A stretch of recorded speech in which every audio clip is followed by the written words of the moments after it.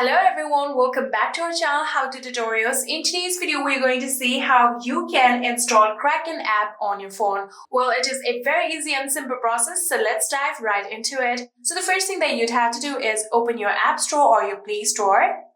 So after opening your App Store, what you're going to do is tap on the search icon that you can see right here. And then your search page will open, and then you can tap on the search bar right here and then start typing Kraken. So after typing Kraken, you can tap on the search button right here, and then Kraken application will show right here.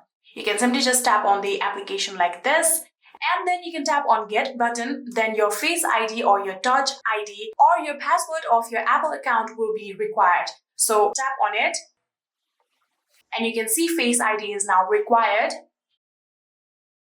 So after the verification is done, here you can see now the installation process has begun.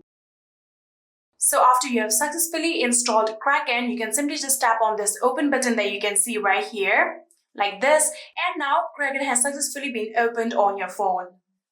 And that is it. That is how you can install Kraken. I hope this video was helpful to you guys. If it was, please do not forget to hit that subscribe button and like our video. Thank you so much for watching. See you in the next.